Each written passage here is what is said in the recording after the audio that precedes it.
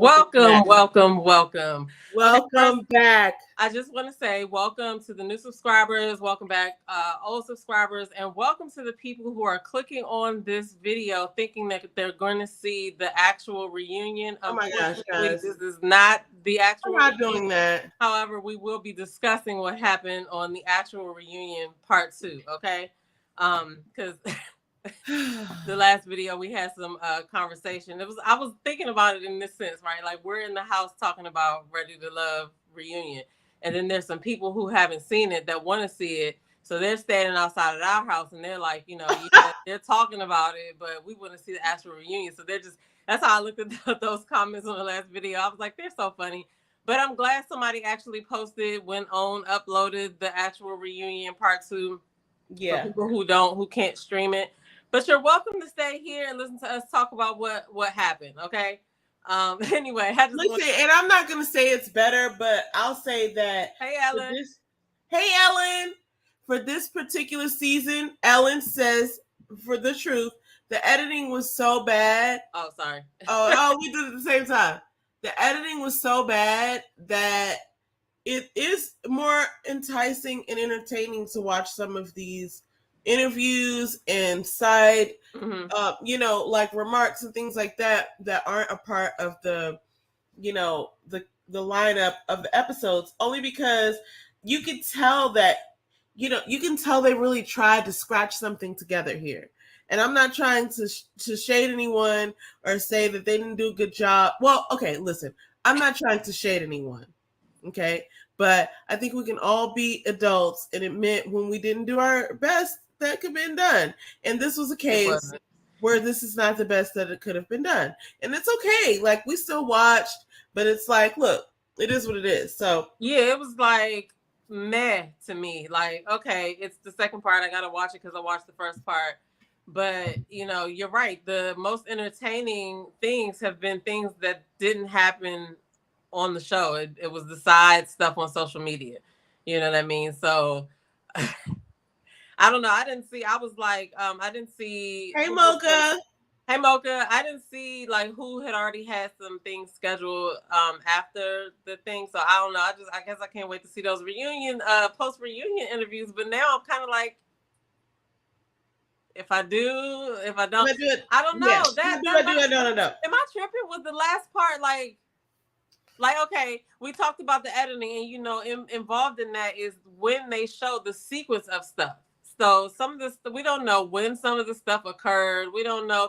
Like, I was confused at who actually said there's a feather. People were saying that Jessica said it. Some people were saying that Janelle said it, but I couldn't see who actually said it. So editing is like rampant all up and through there. So I don't know. And I can't be bothered to watch the interviews.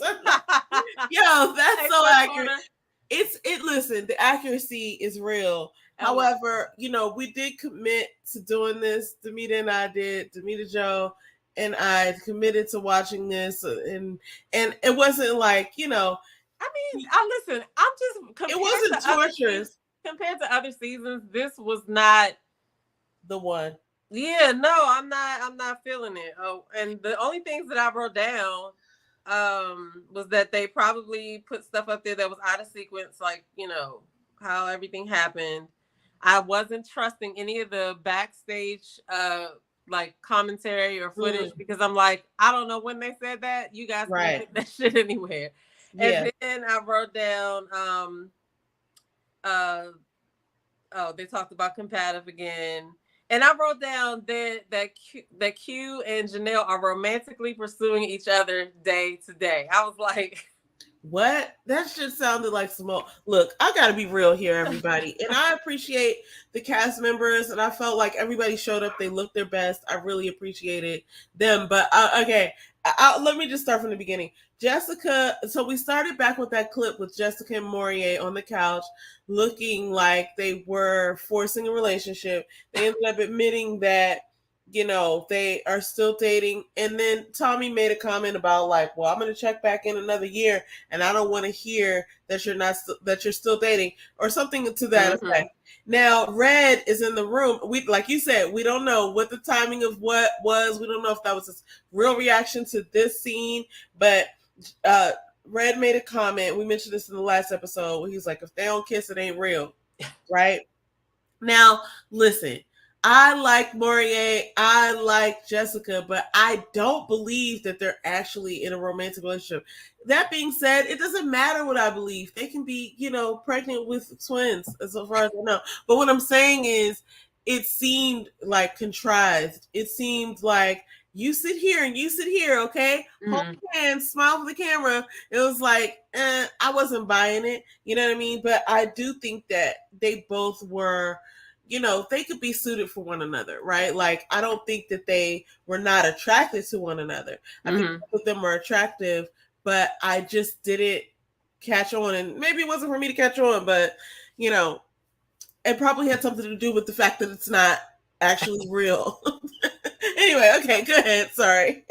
No, LMV says, I checked out by the time Q and Janelle had their moment. Are they still dating?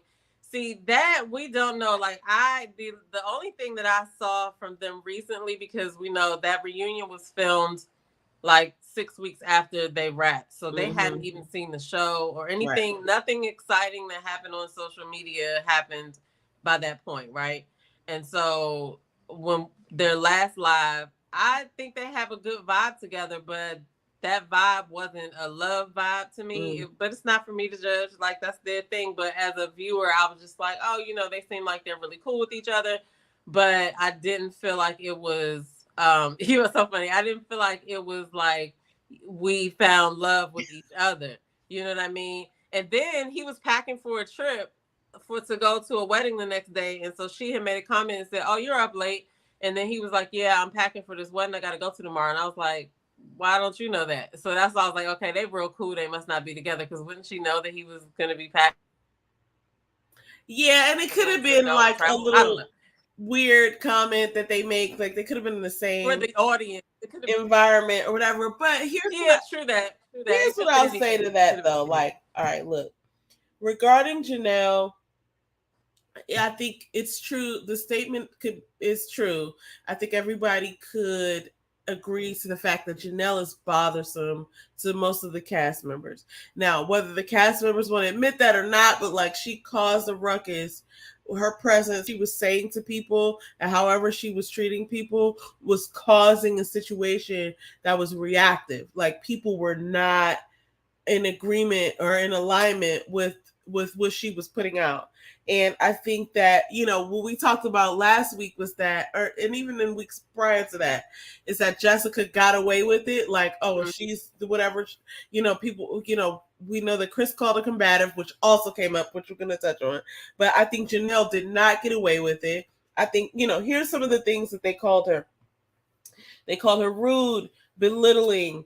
Kat specifically says she tried to hear Janelle out, but she found her to be combative. She rubs her the wrong way with her words. And other people said things too. Chris made comments. Now, here's what she says. Just Janelle said, everyone in the cast had an issue with her, and she felt like they were obsessed with her.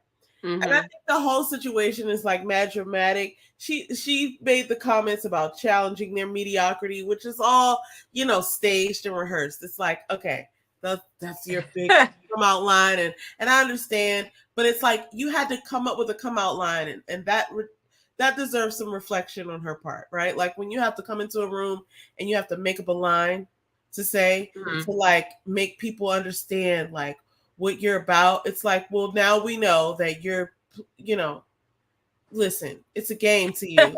You know what I'm saying? Like, that's not what you say to people at, in the church lobby.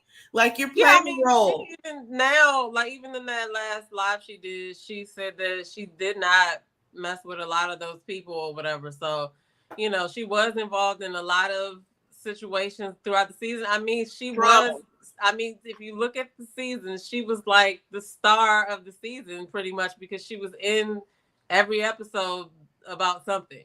You know what I mean? Exactly. And then, so, I mean, that's just her personality. I know people like that too. I know people that have those types of personalities and they're okay with themselves.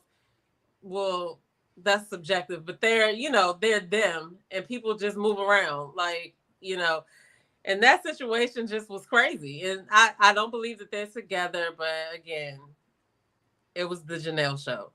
It was, and Was the people didn't Janelle want to show. admit that, but I think that, listen, regardless of whether unfortunately we didn't see the footage of her doing whatever she's being accused of doing. Like, I see that she has like a big bravado like personality, and that can be hard to take in, I think, sometimes for people. Hey, Miss Gingy, I'm sorry. Oh no, hey, Miss Gingy, she said, "Am I the only one who didn't see Janelle actually being rude and disrespectful to the other women?" I did. Okay, so the first thing I saw in that regard was online. So when she went up to somebody's house, and I saw that before I saw any signs of her being disrespectful. But once I saw that, I couldn't unsee it. And then as I watched the episodes, because that was online, that was on IG. So once I saw that and I knew what she was capable of, then that put the lenses on me. Like, whatever she had showed the cameras, or whatever they were showing as far as the footage that they've produced and they are now showing us the show. No, I wouldn't have been looking for that. But when I saw her jump out at someone's residence and go up to their security guard and say, that's why I was like, oh, okay. Like, because this is the thing though, like this comment right here. Ellen said Kat told her to pull up, and so she did. Now, whether she was right or wrong, some people you cannot say that to and not expect them to actually do it. Okay. But I will say the first instance that I suspected that she might have been rude was when the whole Kira and the purse bag situation came up, that episode. And I was like, oh, she didn't even have to do that. Like, you know what I'm saying? Regardless of who Kira is or whatever, like, did she have to put her down to lift herself up type of thing? And I'm sure she doesn't think she was doing that, but it just came off as unnecessary. You know what I'm saying? Yeah. So that was the first time that I suspected that, because I thought that was not polite. But as we went along, we started to see that certain other things might have prompted certain responses. So she did have a situation when they were at the getaway, right? She called Kat a B in response to being called one. So we don't know when the stuff happened, but we can all agree that she has a personality that is highly likely to bump heads versus not, because of what we've seen, right? There's no way you can have an issue with all of those people and not be a little bit, and it not be something that you're and I mean sometimes it is like that, you know what I'm saying? But yeah, so yeah, I do think that she is sarcastic and rude and she's sarcastic, and in the moments that she chooses to be sarcastic, it comes off rude, or we could say bitchy. She's bitchy. That's definitely what I could say that I saw tonight, because it's like some stuff just doesn't need you egging it on. Like, we're going here, people are saying stuff. The impact of the statement should be the impact of the statement. God. Like, you're not 15. You know what I'm saying? But yeah, but like I said, it was the Janelle show. Like, she was in most of the episodes. Stuff was revolving around her. I could see why people would think that she had some type of like favoritism on the cast, because she even said out her mouth, everybody that she had a problem with or something like that went home or something. And it's like, okay, like they had no connections.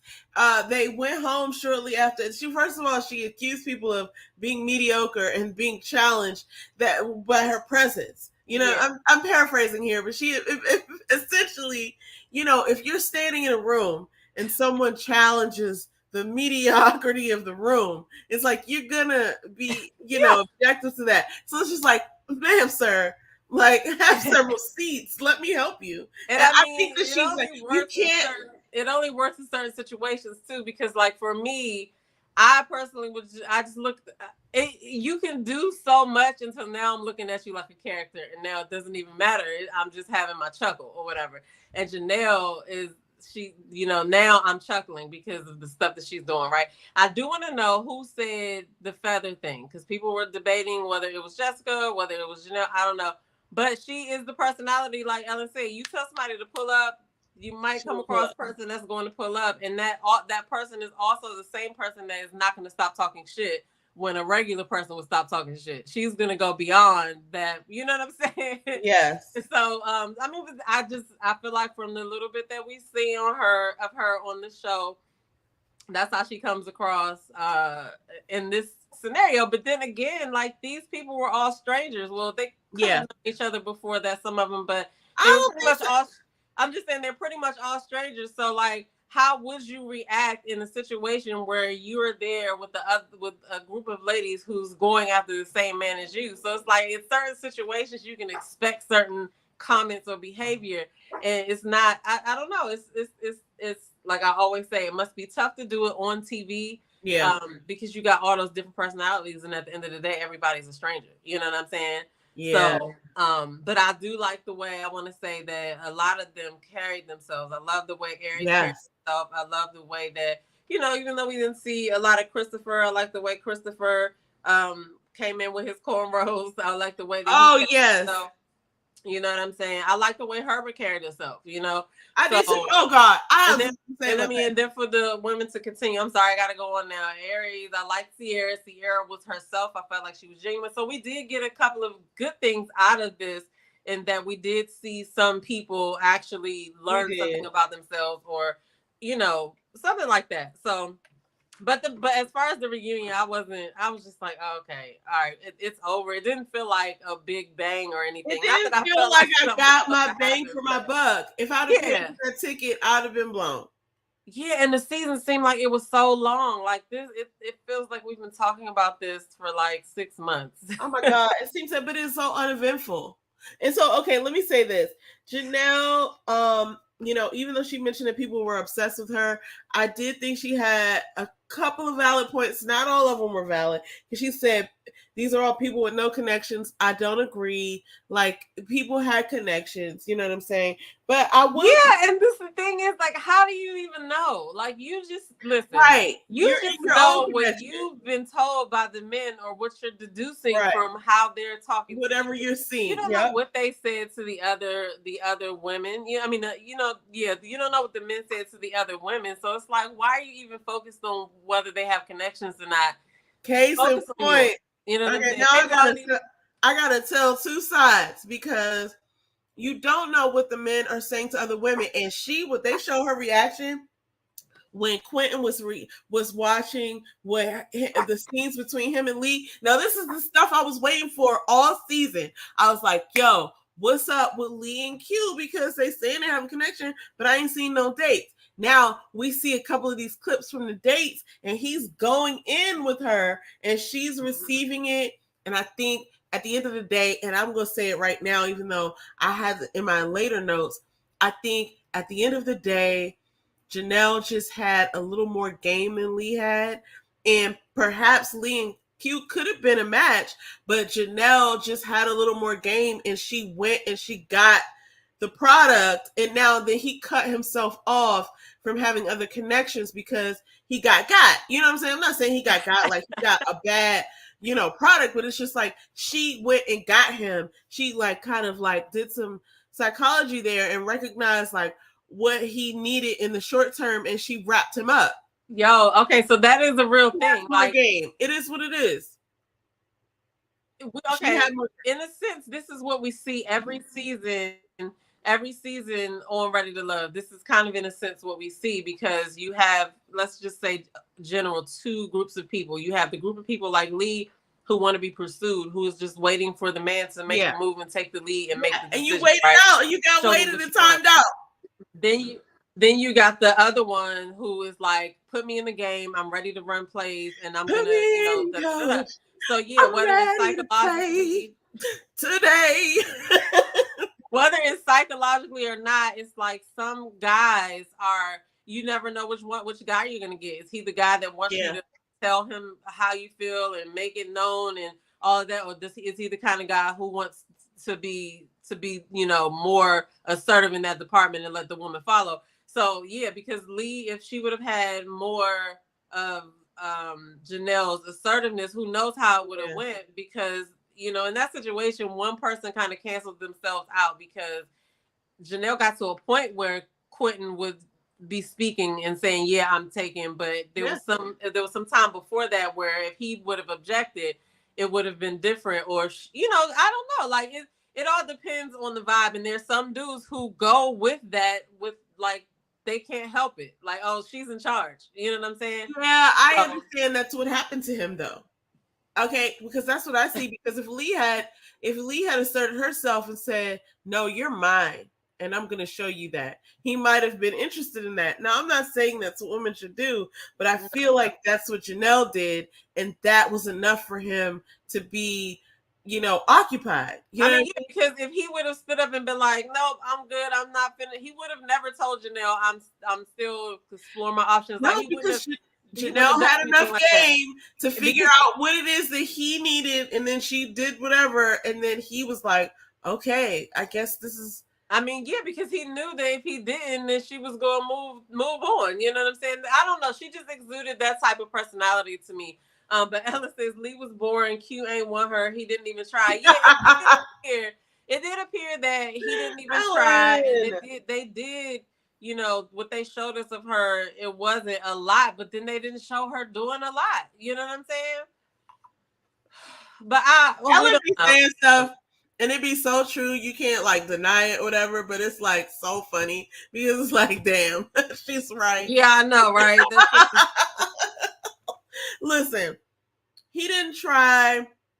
I feel like they were both a little sort of like, I don't know what the character is in Winnie the Pooh. It's like the donkey or something. That'd be like, oh, okay. Like I can just remember the voice, and it might be another character. It's just like, oh, guess we're going here today. You know what I mean? And I feel like they both sort of had that energy. I feel like both Quinn and Lee like show up ready to be like steered in the direction of where we're going today. Like, oh, I'm just showing up. And I think Janelle is more of a person like, okay, here's what we're gonna do. Yeah.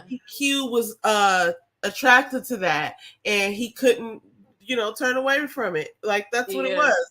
Yeah, and then she lost that one. But so at the same Janelle time, had more game. At the same time, just like Lee said on the reunion tonight or whatever, there was a point where he probably couldn't pick her because she, you know, I'm pretty sure she had her own line. Like, well, if this dude don't call me and start talking to me or show me attention by this time, it's a wrap. And you know, then she had to make her exit. However, she made her exit. I mean, it's pros and cons with both, but that's actually what we talk about each season as a general. Like, it's those two different groups of people, because who's supposed to take this lead and who. I don't know. Some relationships don't happen or connections don't happen because one person is like, I'm not gonna go chase this person. Mm-hmm. You know, so you know, it's like, dang, it's every season. So I don't know. And now it's like, okay, we are not going to get the second season of Dallas yet because Ready to Love, Ready to Move comes on next week on at the same time slot. So who knows? But I will say that, you know, I'm glad this season is over. Damn. I do want to. I mean, I do want to see some of the interviews, but there's nothing to see here. You know what I'm saying? Yeah. Mocha just sent me some. Hold on, let me look and see. It's something that Janelle said. Look, while you're reading that, I just want to say that I don't think you do either like side with any one person, but I feel like this is sort of like a microcosm of what's happening in the dating pool, to be honest, because it's like, all of them are really good catches if you really want to break it down. Like they're all like, either and attractive and ambitious. Like, you're not ambitious. You're already ambitious if you got on a network show, right? So like they're all like well-to-do. I wouldn't say affluent. I don't know all of their financial portfolios, but like they all seem like attractive, young, vibrant Black people who are just kind of like on the scene enough to be like, hey, I'm going to be on this show. They're all a catch. But what I would say is, there are some people, when you put in an environment of your peers, that you just play to your strengths. Some people play to their strengths, and some people focus on what's not working for them.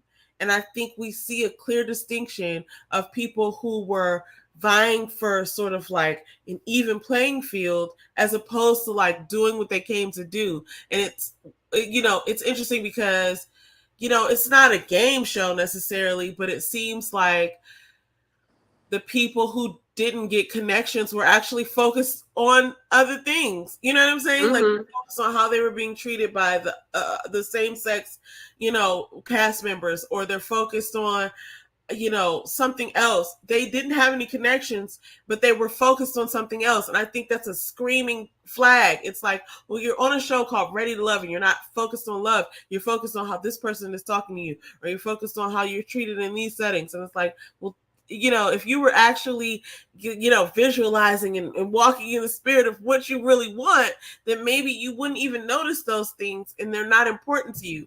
But if you're saying they're important to you, like that's your message on Ready to Love, so that's why you didn't find a connection. But also, I do think there was BS on the side of, on editing. I'm sorry, did I go on the No, keep talking, Ellen. Go down to the last 2 paragraphs. But the other part is interesting too, like what she said. But I'm not reading all that right now. Okay. But it did make me bust out laughing a couple of times because I don't know. We'll talk about that in a second. You read all that. Okay, we're gonna look at that in a second. But then Kat and Jessica. Okay, look, let's talk about Jessica and Chris. Chris did get a chance on here, and the interview that I saw of Chris kind of outlined something that I didn't really want to see. Like, I just felt like he kind of like, mitched up a little in that interview that I saw after this. But then I realized, like, in a sequence sort of aspect, this reunion was filmed before I saw like him talking about what happened and Morier coming on and stuff like that. But like, honestly, they showed right then and there that Chris lied about using the word combative. He said he didn't, and they showed the tapes. And yeah. And so that really means something. And he went on to explain like why he said those things or how he felt about the way that people were being treated.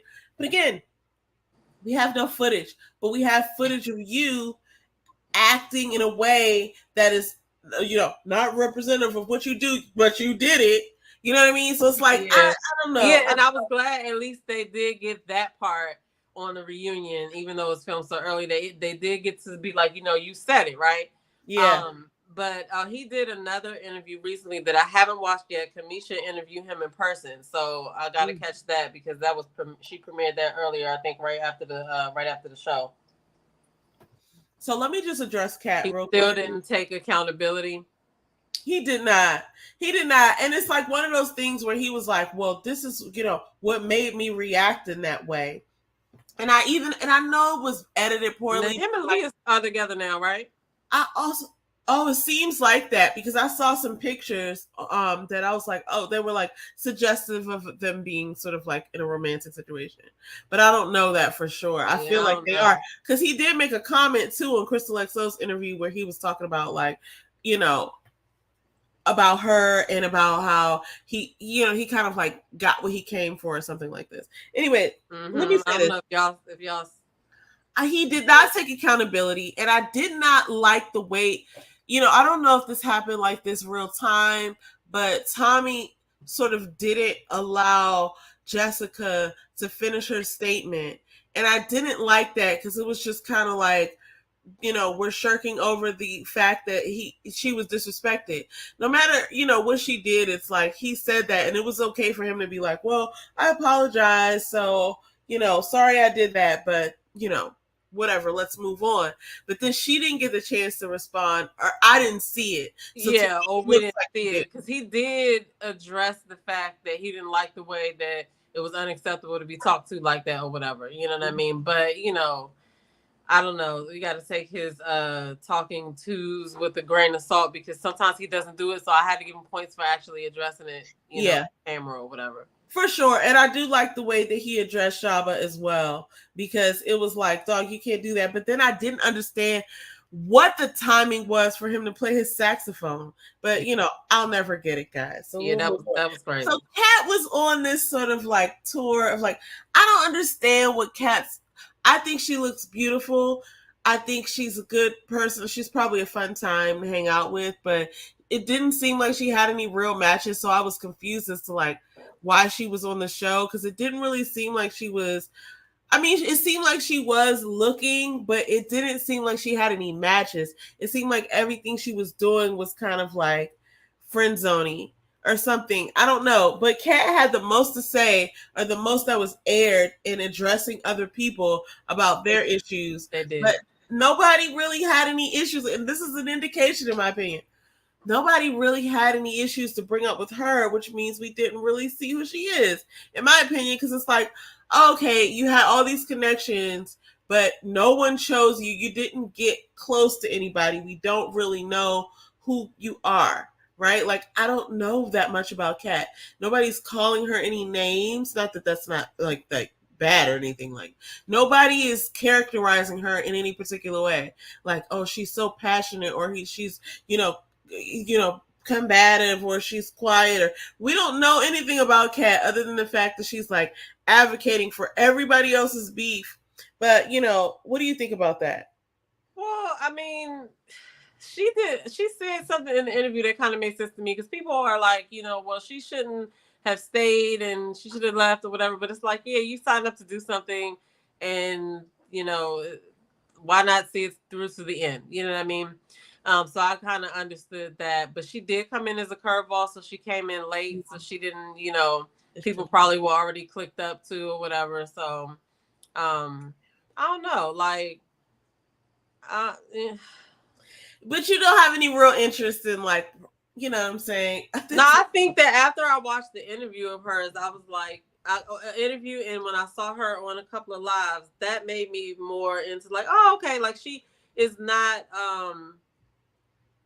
I don't know, like her personality came out more when I saw her talking to people.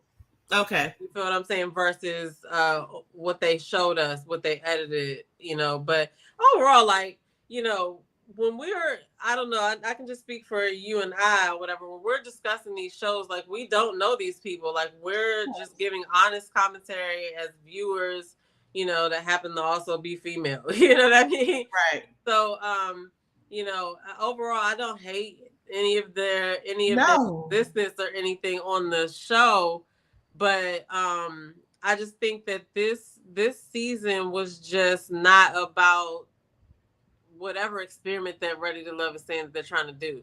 They didn't send people their connections. They man, amen. That was very well said. That's crazy. So I'm gonna leave that part right there, or whatever. But I think overall, as a cast, I think that they have. Let's look at it like that. I think overall, as a cast, I think there's some good stuff to come out of that season as far as the personalities. Like, I heard Sierra talking about doing more shows. I could see her on TV again. I definitely could see Janelle doing something else, even though I don't think that she's said that she was interested, but she might be interested in another show. You know what I mean? Like, she's good. I feel like she said that earlier in one of her live I saw. Right? Yeah, because she's good for TV, whether people like it or not. Like, those are that's part of what, people like to watch. Like, I can sit over here and talk about positive stuff for 2 hours. Oh my God. Views, but if somebody's arguing, they're gonna get views. So, like, Janelle's personality, and then the way she's very slick, shady, like, she knows how to put some words together, whatever. She's good TV. So then I can see some of the guys doing other stuff too. You know what I mean? So I think this cast was good for the potential of what's to come in the future. But this season was just like, all right, on to the next. Like, we're even questioning, like, not we as in you and me, but like, there's a group of people that watch that are even questioning, are they canceling the show because they're not even going to show the second, like, part of Dallas, and they're going to come with this new show. But I think that they see all these other shows popping up on, around, and they want to be like, okay, we need something else in the mix. We can start with what we already have and tweak it with this Ready to Move thing. But then from there, who knows where it could go? And who knows how that season went? Nobody's talking about the second season. So, I don't know. But if they do show it, I'm there for it. I think Ready to Move is a good concept. And I feel like the only natural progression would be to highlight 3 men after this. Mm-hmm. And maybe they could call it something else. You know what I mean? I think Ready to Move is a good line because it also, it has a double entendre or maybe even more than that, a multiple entendre, if you will. But it's also one of those things where they're recycling personalities that they have tested and have proven to be, so I think that could go somewhere because it's not like you're starting from scratch and you're showing people based off of what you think people want to see. Absolutely. You actually have proven, data to show that people like this, and it was hold your thought because I want you to finish. I'm just going to interject right here. That was a good look going back to season 1 to get somebody. I'll just say that. So, and I didn't even know that because as I've said, I've not watched all of the seasons, but I also feel like they chose controversy, and I think there's something to that because I was talking about somebody else earlier that I don't like, and I won't mention her name, but she's well known in the media. And she just attacks people and she gets a lot of shine from it. But I realized today that, I have heard this listening to different, neurologists and, different podcasts, what's his name? Okay, so Andrew Huberman, who works at Huberman Labs out in Stanford, and then Joe Dispenza. That's what I was thinking.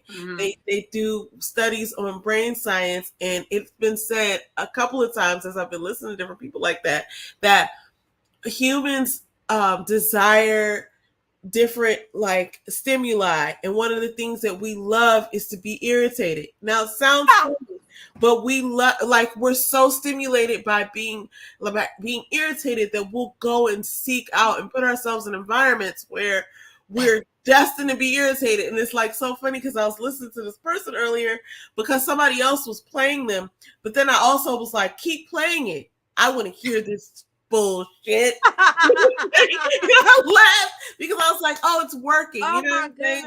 Whatever this person is doing is working because I don't like it. I'm looking forward to not liking it. I'm looking forward to the next thing that I can break down and be like, this is why this is not cool. But I think that proved the point. And I think that Owen can be onto something if they are choosing sort of their most controversial or even a couple sprinkle them in, the people who got a lot of attention but were not necessarily ready to love, right? You're trying them in a different format because people like to watch them, but now we're going to shake it up and we're going to put them over here so people are going to watch them. They're familiar with it, they're whatever, but it's I think it could work for them if they play it that way.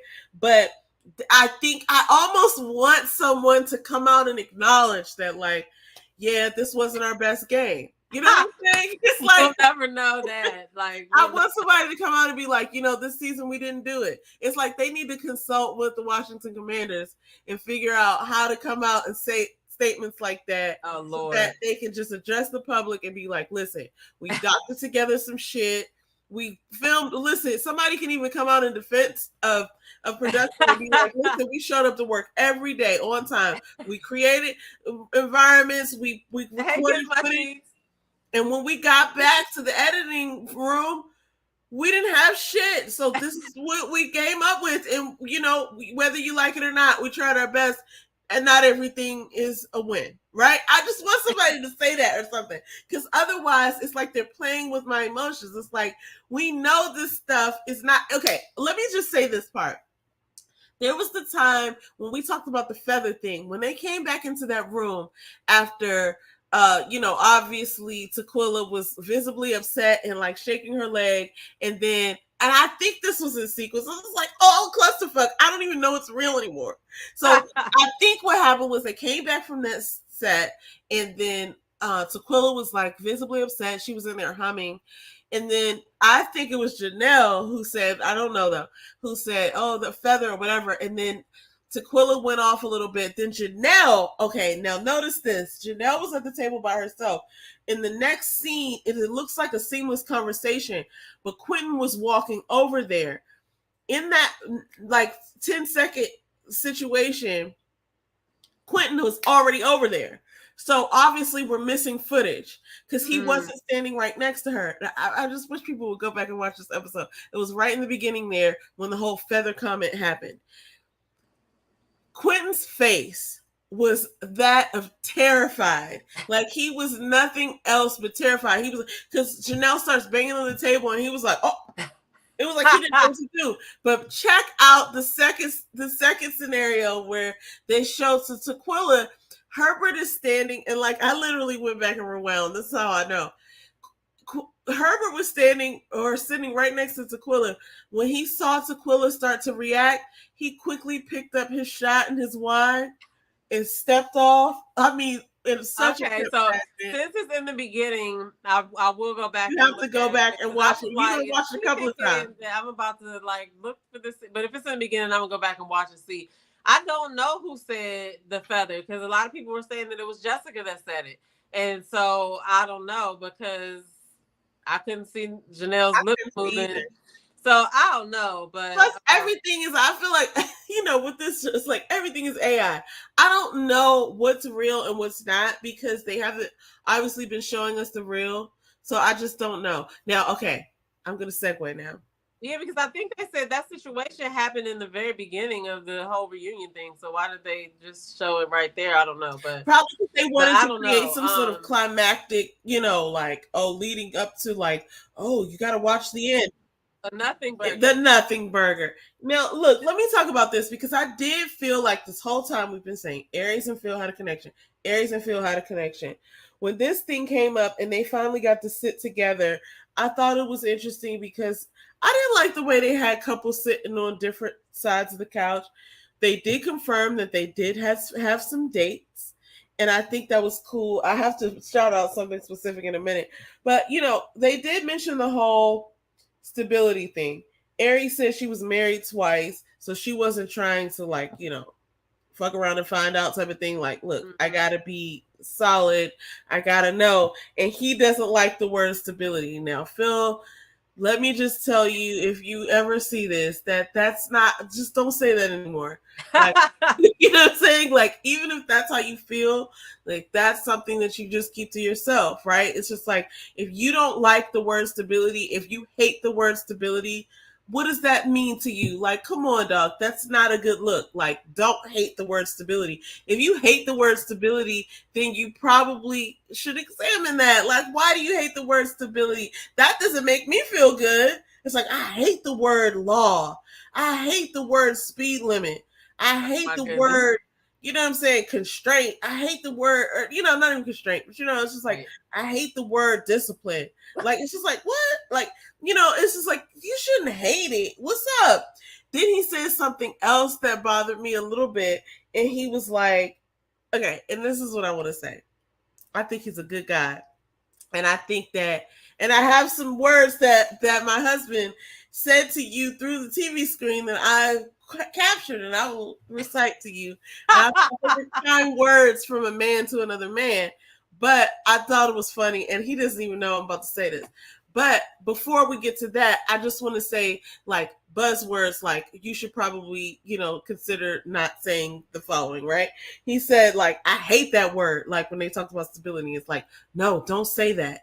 Even if you hate that word, act like it doesn't bother you, right? Because, like, you hating that word said something about you that you're probably not trying to say, right? Like, you can't hate the word stability. I mean, because who doesn't like stability?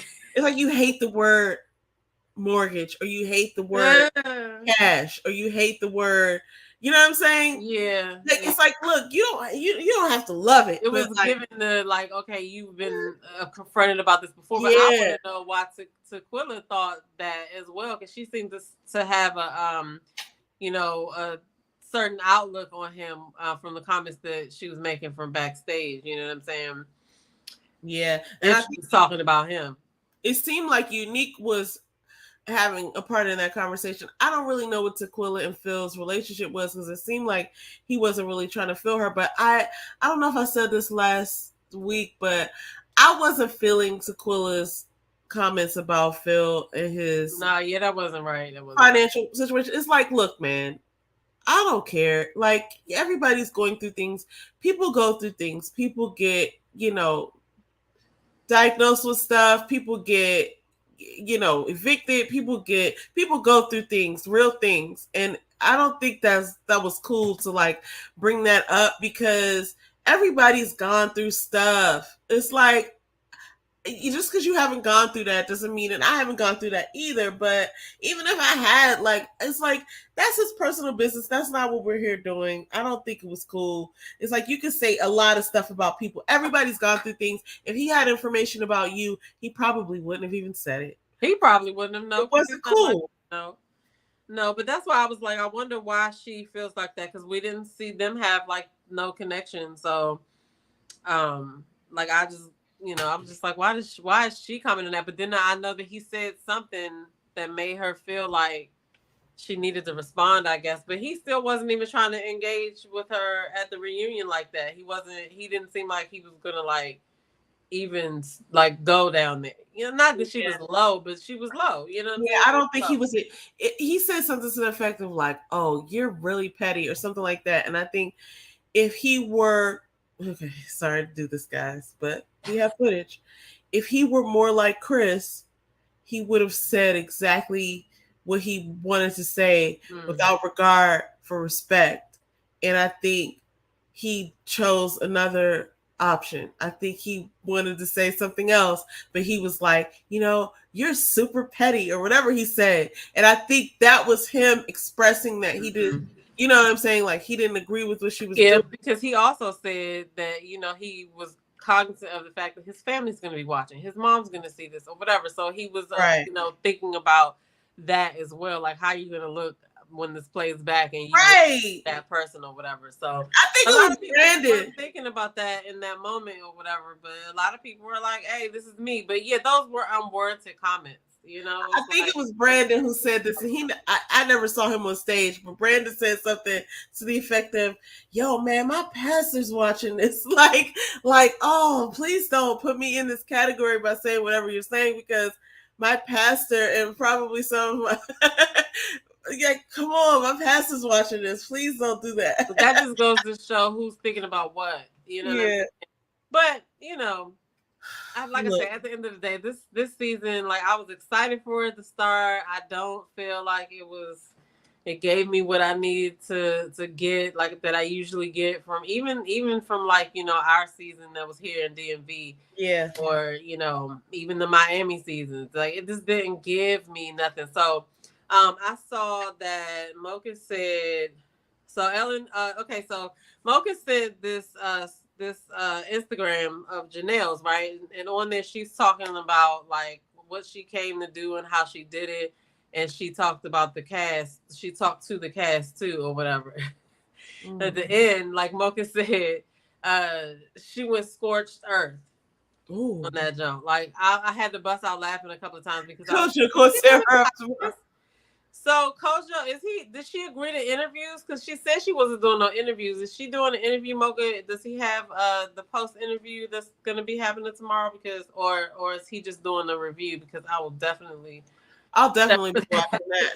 Shout out to Kiss My Cheeks. If y'all do that right now, go subscribe to Kiss My Cheeks. She does reviews on a lot of stuff. And also Mocha Mima Media TV. Definitely check her out as well. And Fourth Quarter. Where's Fourth Quarter? Let me go back up here. He's somewhere in there. And speaking of him, let me get to these comments real quick. Not comments, but like, let me just say this before I move on to what he said. So of the words, like, Phil, please don't say, if you just take this with you, just advice, please don't say the whole thing about hating the word stability. And then another word that you might want to steer clear of is the word gig. I think the word gig, thinking that too. I think it's an unsafe word. I think it screams like, it's not permanent. I felt like somebody was going to call him out about that, but yeah, it's not. It doesn't sound permanent. It sounds like.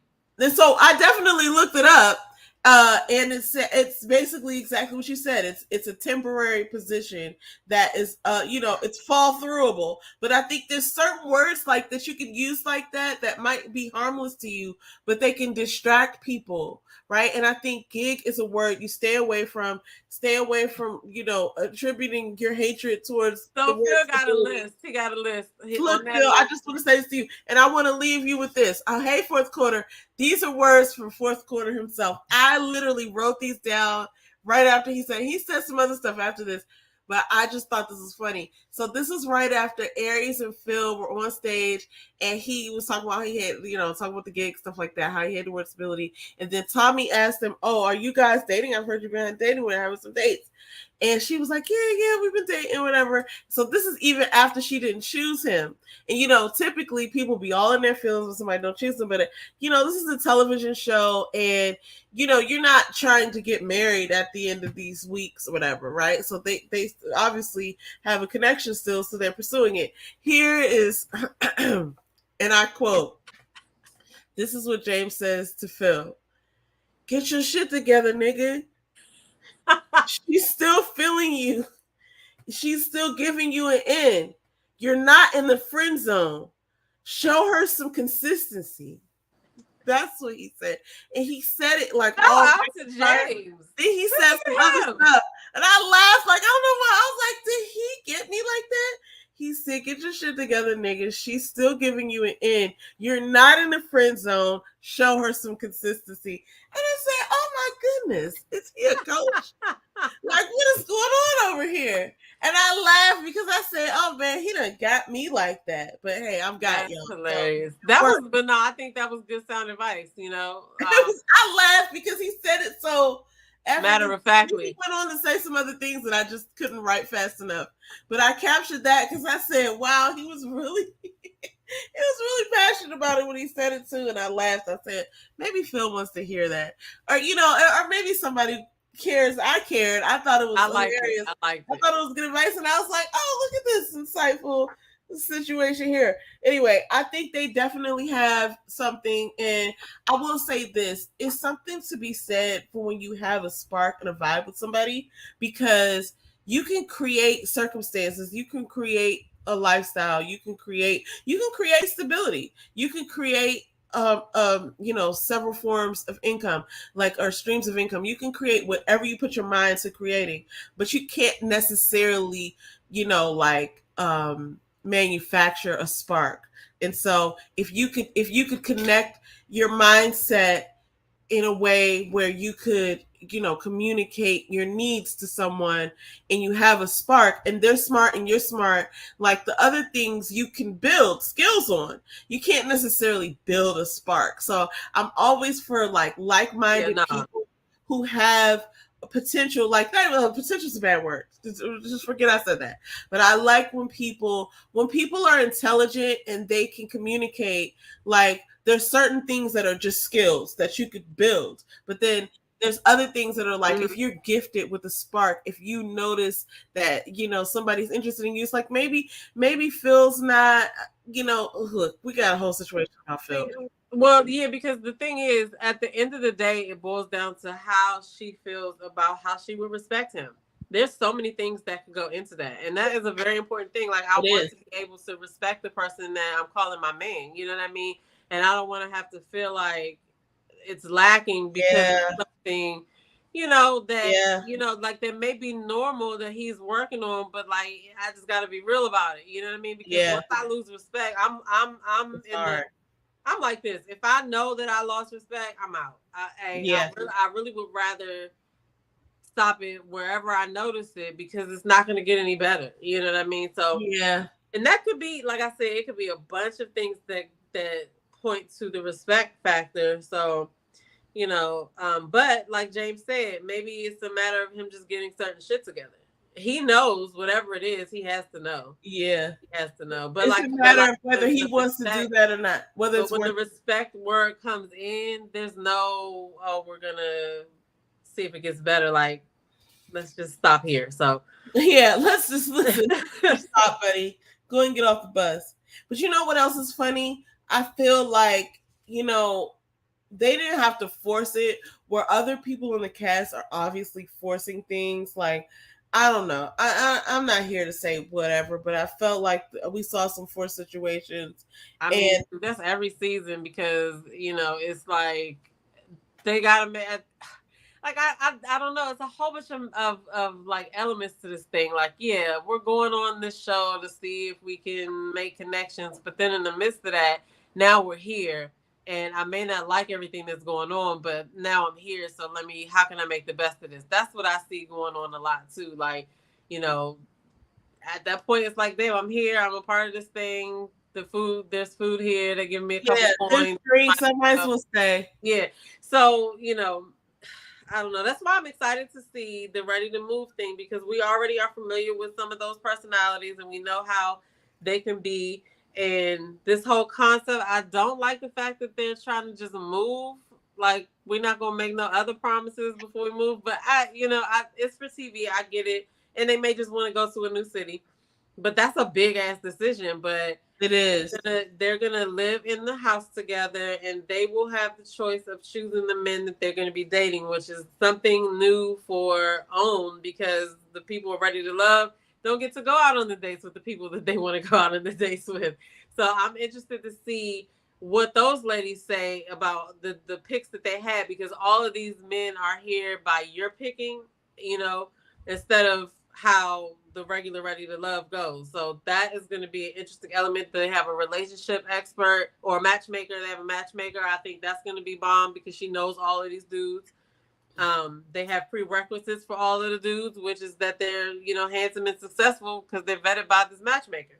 So this show, I feel like, is going to be interesting. And most of the drama is going to come from the fact that they're living in the same house and they're able to date the same men. That's where the problems are going to come in for this one. I can't wait to see that. But what's funny is, like, I didn't meet her as a matchmaker. I met her as a cast member of Southern Charm. In that's right. Louisiana. I cannot remember. New Orleans. And then, I don't know if she's still married, but I always say this.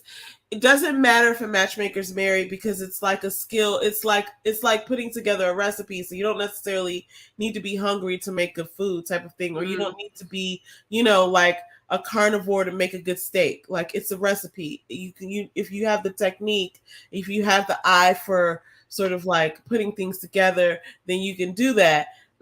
But I will say that as far as this show is concerned, I think, listen, if we're talking about having a hit show, I think they're onto something. I think they've got a good blueprint, because they have data already that they're pouring into this. But if we're talking about, like, the concept of the show and, like, is it going to work for people? Listen, I will say this. I think in our day and age, like, we've gotten into this mindset that, like, we have to meet a certain standard to be considered valuable in society, and we're not necessarily thinking about, like, our own experience. And I think 50 years ago, people did not care. They would move wherever. It's like, I live in Texas, but I'm going to Minnesota. I want to go to Tennessee. I don't care if I have $5. I'm going to California. Like, I'm going to go here because that's what's drawing to me. And I think now we think differently. I think we're like, oh, well, I live in North Carolina and I make $40,000 a year, but I have a good job. So I don't want to lose this good job. So I'm not going to take a risk and go to Atlanta, because what if I don't get this in Atlanta? So I'm going to stay here. And then motherfuckers spend their whole life, you know what I'm saying? Like, because of the societal pressure to maintain something, as opposed to going in after an experience. And I think that this sort of pulls that card a little bit. Like, look, you're whoever you are. Like, opportunity is not lacking. You could go anywhere and figure shit out, or move back in 2 years. But I think that's something that I've always admired about people. Like, I've lived a couple of different places, but never really, really far from home.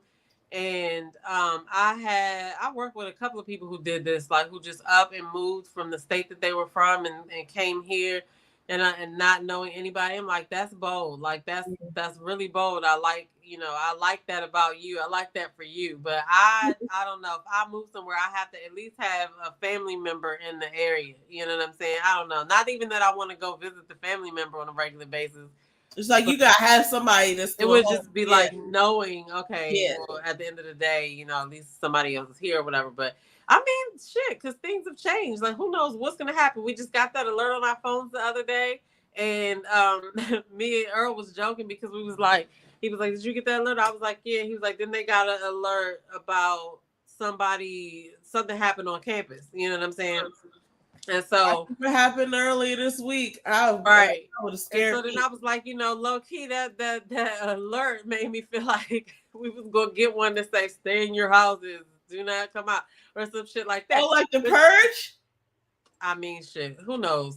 I don't like those Purge movies, but I have watched like one or two. But yeah, like something like that. Like, okay, we would quarantine. Like, how do we find out about that? TV, right? Like that shit can come across our phone now. So I don't know. That's crazy. But okay, so back to this. Sorry, y'all. Mocha says Tamika is still with Barry. They're doing an interview with Will Packer and his wife. When? Okay, good. I'm so glad to hear that because I read somewhere that they were not together anymore. I'm so glad to hear that. So I watched that season. Well, yeah, that would not have gone good if she, like, I don't know. People judge. Do people judge people do by their relationship? Because there was this lady named Patty. Was it? Patty? I remember her, Patty Stanger. Yes, she was bomb. What was her show? $1 Million Matchmaker. And yeah, I liked her show. What she does, all the stuff that she used to say. Now she used to say it in a way that used to rub people wrong, but she was right. She'll be like, "Don't give it up. Do this. 2 drink minimum or 2 drink maximum. Don't have more than 3 drinks. It's your first mixer." She would be throwing people out of there like, what happened to her? Get out of here. She's probably, you know what? I haven't seen her in several years, but I hope that she's somewhere having found love herself because she really knew what she was talking about. I ain't gonna lie, like, and they used to say, watch her show. Like, she don't got no man. How's she matchmaking people? Well, she doing it. You know what I'm saying? Yeah. Like, and she not wrong neither. Like some of the stuff she was saying, I'll be like, dang, I didn't think about it like that, but she's right. But anyway, okay, let me say this, and then I know we got to end this soon, but listen. I wanted to talk about, I don't even need to talk about Kira, but Morier, okay, I have to say this. I did not consider Morier like attractive in the beginning, but like then as I started to understand who he was, I can understand the appeal. And he has this like Southern charm and this like, he's like a preacher. He's like an old Southern preacher. Like if he would have marched with Martin Luther King, you know what I'm saying? He got the slick wave back. I feel like he would have been right standing beside Jesse. I feel like he got that whole vibe. And hey, there is a suaveness that goes with that I think is, more whatever visible in person. I feel you there. I didn't get it at first. I was like, why is nobody like he would be that person that if you were at a party and you called your friend and was like, hey, I'm at this party, and she said, anybody there? You looked at him, you'd be like, kind of, you just come down, there's people here. You know what I'm saying? Yeah. You wouldn't have necessarily been like, no, but so as it went along, yeah, I was like, okay, but he, Morier, I feel like Morier fell victim to like being told what to do too throughout the show. So yeah, I think so too. So I know, but shout out to Kamisha, y'all. She actually had at the beginning an interview premiere where she went and interviewed Chris, the Nigerian prince, in person. Okay, so that video is up, and I need to go watch that. So Kamisha, I'm gonna watch it, and I'm gonna talk about it after I watch it. But subscribe to Kamisha. The panel for Ready to Love is tomorrow, so definitely be in the building over there on her channel. Anyway, yes, I second that. I will definitely be watching that. Now, listen, the last thing that I want to say is about Janelle and Quentin. I thought that Quentin really did have her back. I thought that, regardless of to whether they were in a real relationship or not, we didn't, I don't know if we ever heard them say that, but they seem like they're still attracted to one another. He said that they still have work to do, and she was like, we're integrating each other into our real lives. They hit some bumps on the other side, but they were still giving each other Google eyes, and he had his arm around her, and he was taking up for her. He was checking on her. I did wonder where he was when Shaba said what he said, right. and Herbert had to come over there and hug her. But, I wasn't on set. I don't know how that played out. Right, but clearly he wasn't over there. And I agree. I feel like, yes, they were attracted to each other. They liked each other. And at the end of the day, what do you do after that? Then you continue to get to know each other and you date day to day, like they said. So they're just dating. You know what I mean? They may not be exclusive, but it was funny how Red asked about were they exclusive, but that just kind of lets you know too. Like even though he was joking, there's probably some truth to that joke. But you know, I think that they probably like each other. They were attracted to each other, and then they're just in each other's rotation. You know what I'm saying? Yeah. That's what I think. But I will say this: you could just be real cool with them and have that, and you're good with it right there. Who knows? Because he said they get married if they start dating. So yeah, I liked that though. That was a really sexy statement. He said, if we're getting in a relationship, we're getting married. But why wouldn't she just go ahead and get into a relationship if that's what she wants? Because you know she ain't got that much time to be. You know, she said that she needs to work on the kids ASAP.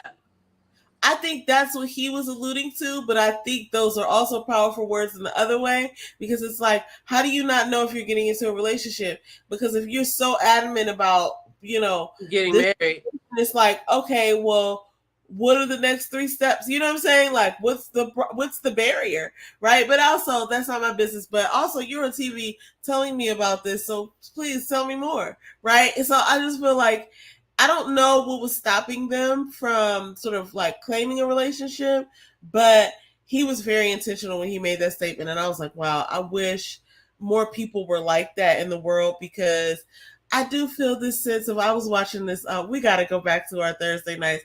There's so many things I want to talk about, but I saw Tia Mowry talking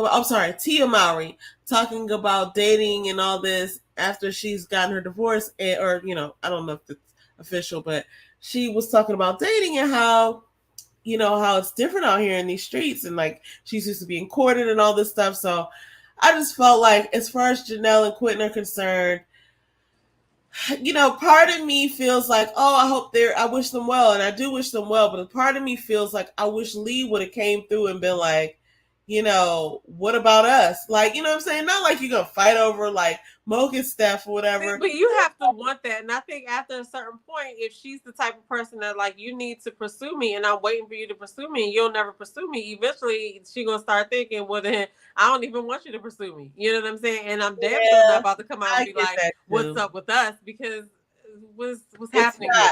So then, you know. Yeah, that thing that, you know, that whole two different groups of people that I was talking about, the people who are going to jump out there and be like, you know, when you gonna let me do this, or when are we doing this? Like, that is frowned upon from people who want somebody to come and pursue them. Like, oh my God, you want me to say what to him? So Blondie said Red is so messy. I see it, Mocha, the interview information. I don't see the date. When is the actual interview? I want to watch that. Or are they talking about on Instagram? Red is so messy. Yes, he is. But there's some truth to all these jokes. So I don't know. Yeah, they say the funniest jokes be the truest. I mean, it's not funny unless it's based in some type of truth, right? But Blondie says they might really like each other like that. He better know what he's getting himself into. Exactly. So I think that probably could be the hold up too. It's like she might know what she wants, and he might think he know what he wants, right? Or might be saying that. Well, obviously, look, this is what I said. This is what I was saying earlier. Like, Jessica sort of like got away with whatever they're accusing her of. Janelle did not, because they called her several descriptive words. None, you know what I'm saying? Like, nothing disrespectful, but they were like, you know, you're basically like hard to get along with, you're rude. They called her combative as well. They said things about her that she could not defend. She could only make blanket statements about. So I have to, you know, wonder whether those statements were true, because she, you know, if Jessica got away with it, Janelle did not. But I also recognize Q's response. Now, when they played back all of these footage, like clips, I was just noticing his reaction and his he was mortified in certain areas, especially when they went back to the green room on the set of the reunion and Janelle banged on the table. He was like afraid. Well, see, a lot of dudes do not like when women act like that. You know what I mean? But what I'm saying is, like, she might be like, she might already be aware of how she is, and she might be cool with that. So in that, she might be like, you know, I know you saying this is what you want, but let's try to get ourselves together in real life and you can see if you can handle it. That I think that might be where they are. He still wants to be with her. She's attracted to him, but she like, nigga, I know I'm a lot, and I'm gonna need you to just sign here. Not out of the question. Because I do think that they were attracted to each other. I do. Yeah, but attraction, doesn't necessarily seal the deal. So anyway, that's all I got for tonight. I wish everybody well. I hope that everybody, does well. But this was not the most, successful season of this experiment. No, it was not. And, the last things I'll say is, I do wish everybody well as well. I know the cast probably has some great ideas for new shows. So only y'all need to be like at those events that y'all have, y'all need to be talking to these people about that. Get them into some like little focus groups or, little meetings about that, because I'm pretty sure the ideas are right there in the big ass group of alumni of cast members that they have. Then the last thing I'll say about that is please let the people go on the connections with the people who they're connected yes, please to. Let them go on the dates with the connections that they saying they're having. Please. What are y'all doing? What? So I won't go over my list, but that is the main thing that I'd like on to start doing. Oh, and let them have some type of speed dating event at the Mixer so that everybody gets in front of everybody. Those are the main two things if you continue on with the show. But I will be here to watch Ready to Love make a move. But I think what really happened here is they didn't show us what really progressed because they didn't want to get to the end and be like, we didn't have any connections. There could have been another option for them. And I mean, listen, I'm not producing the show. I don't know. I just feel like we would have, as viewers, appreciated more of what was really happening as opposed to like the contrived storyline. And I do agree with you. I think that they should. Okay, here's what I think will make the show more interesting. Tommy, here's a curveball for next season. How about you do some old Top Chef shit and bring back a former eliminated person back into the dating mix or something like that. And I know that it's like the more you get to know a person, but I feel like there needs to be some different curveballs. I don't think people are really feeling the whole, I don't know. I listen, you guys, it's your show, but clearly this season we saw y'all slip. Your slip was showing this season, and I feel like you're on to something with the Ready to Move, but for this particular formula, it needs to tighten up in a way where it's more palpable. And I feel like also, there's no new ideas under the sun, they say, but like it's nothing wrong with going and borrowing something from other things that are conceptually solid. There's certain things that we're seeing on other shows as far as people being compatible, as far as, like blind dates being actually blind and you can't see the person, as far as just different elements. And I appreciated some of the things that they tried to do, but, it was too reality showy and not enough like reality. Like we should have just seen some of the stuff and it would have been more. Anyway, I've said this. I feel you on that. I feel that because the reality TV, yes, it is organized and there's parts that are scripted, but the thing is you have real people that could give you real answers to something at any moment, so you just never know. So but yeah, and get y'all a real makeup crew. Stop. I think we have to let that part go though, because it's like maybe the lighting too. It is definitely lighting, but they would also have to get everybody there at a certain time to be able to do all those faces and stuff like that. So I imagine that they don't have that much time, especially going from place to place or whatever. But I don't know, because that's been a thing all season, all the seasons. I know, but it's something that you should just go ahead and get together, because there's something to be learned from these other shows. None of these other shows are really getting it wrong. I've not had that complaint. You know what I'm saying? I've not seen that, but I feel like this is a consistent issue. That's true. And I think it's a consistent decision that's being made. Like, sometimes I even feel like that in other parts or projects in my life, like specifically at work, where it's just like people do things because they're traditions, because we've always done it this way, but it's like, maybe that's not working. You know what I'm saying? Let's examine that. I'm gonna start paying attention to it in other shows, because I haven't noticed it like you that. Haven't noticed it because they be doing the makeup right, even on the news. You know what I'm saying? Just remembering how your wedding was and how many people did we have in the the thing that had to get faces done. I mean, I just remember that being a wow for that lady to do our faces. Now she beat the heck out of our faces. I still be looking at that picture. She did real good. You know what I'm saying? So she did 3 faces, and then Janera did 4 faces.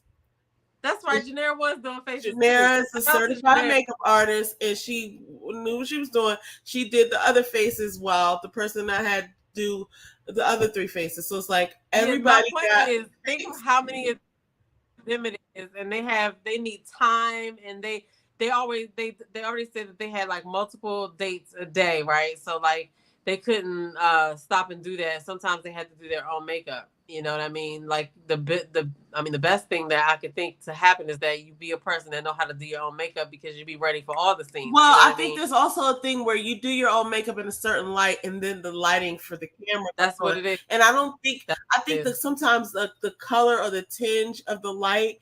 And some of it is people not matching certain colors, but I think you can put your makeup on in a certain light. Like under the bathroom light, it might look a certain way, and then you get under like a blue light or a fluorescent light, and it doesn't look good anymore. Right. It's green. That's what Sabrina said. Sabrina did her own makeup on her season, but she said she always did her makeup in natural light. So that was the thing, right? So, but some of it is lighting, but I do think some of it is also a matching thing too. Like like you're wearing the wrong color or whatever. But I was on that when it first started. I was like, oh my God, and these are representations of you. Like, why don't you just have a makeup artist ready to go? But it's not like that unless they're sitting down and they have time, I guess. And I would think that they would do it for the reunion. But even if they did it for the reunion, if the person isn't doing their makeup in a natural light, it's still gonna have the same effect. You see what I'm saying?